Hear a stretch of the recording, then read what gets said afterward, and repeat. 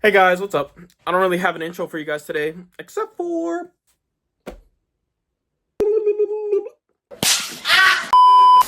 I've been around for 26 years now, and so has Pokemon, plus more years. This means it was destined for me to grow an obsession with these lovable battle creatures and Cynthia. Oh boy! But you know what? Let's talk about Gen 1, specifically Firered and Leafgreen. Now, Pokemon, let's go. Because it can go fuck. Anywho, Pokemon finally decided to re-release Fire Red and Leaf Green fairly recently, and I wanted to talk about it because I played it,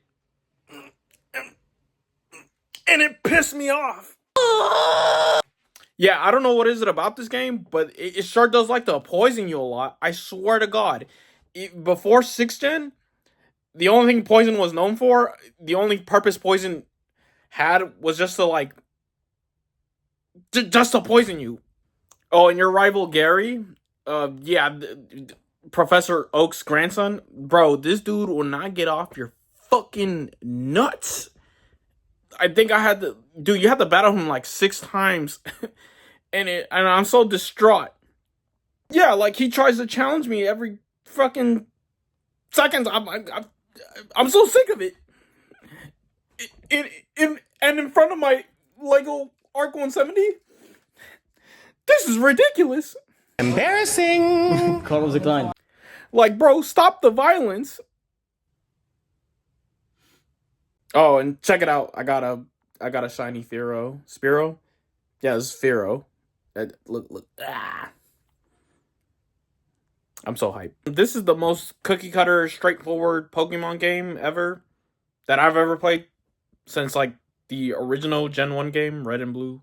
The biggest flaw with this game is that it's allergic to literally any other region. I'm mainly saying this because I'm really salty not being able to use Umbreon or Espeon for my playthrough because I was planning on using them. And you can't because there's no day and night cycle. And even if there was, you can't use Johto Pokemon until post-game, which is fucking stupid. I'm so glad they took that off for future generations. Alright, that's enough negatives. Let's get to some positives. Like, of course I picked Squirtle. That's my twin. What, don't believe me? Now, obviously, you had your picks between Charizard and Venusaur, and Bulbasaur, the Bulbasaur line, Ivysaur, Venusaur, all that stuff, is pretty good in terms of getting through the gyms. Like, their first gym was Brock, the rock type, and then it also helps you out with later with Misty, the water type gym. But here's a counter argument into why I picked Squirtle. That's a turtle with cannons. What the fuck do you want from me? Blastoise is just cool. Also, Arcanines are right there, so I didn't care about picking Charizard. If I ever buy Leaf Green, I'll definitely pick Charmander. If I can find a shiny one. If I feel like it. Yeah, this game only has a few hurdles. I got my ass beat by Misty a couple of times, mainly because she has that demon fucking Starmie. That thing's a speed demon, apparently. And it would, like, outpace any Pokemon I threw at it. And that thing was a pain in the fuck. But other than that, not really much I can say about it. About this game. The Elite Four is the Elite Four, above average challenge. You don't have your Megas or Z moves, so you have to completely depend on strategy. Or do what other people do and just overlevel the shit out of your starter and pray to God you beat the game that way. I know I used to do that. Life was so much simple back in the day. And as for post-game, I don't really have a strong opinion. Because I didn't play it.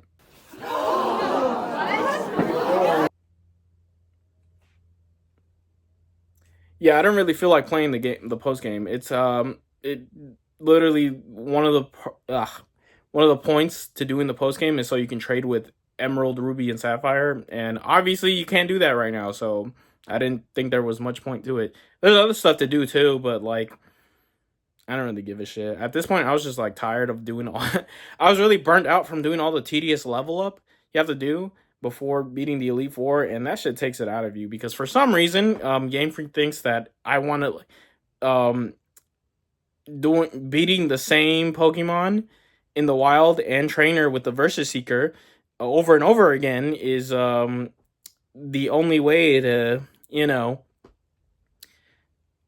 challenge yourself. I don't know. Doing tedious tasks is not a challenge. It's just annoying. And hopefully whenever they re-release Ruby and Emerald, I have a different opinion about Gen 3 because right now I don't really care about it. I don't hate it, but I don't love it either. The only thing I guess to take away from this is that I got to replay Cancel, but like I said before, I don't give a shit about Cancel that much.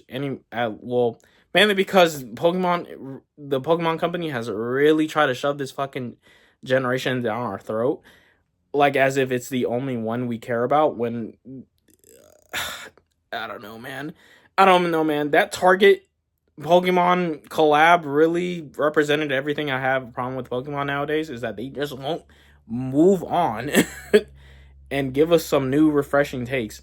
Thankfully, Winds and Waves looks promising. I mean, I really hope it doesn't suck.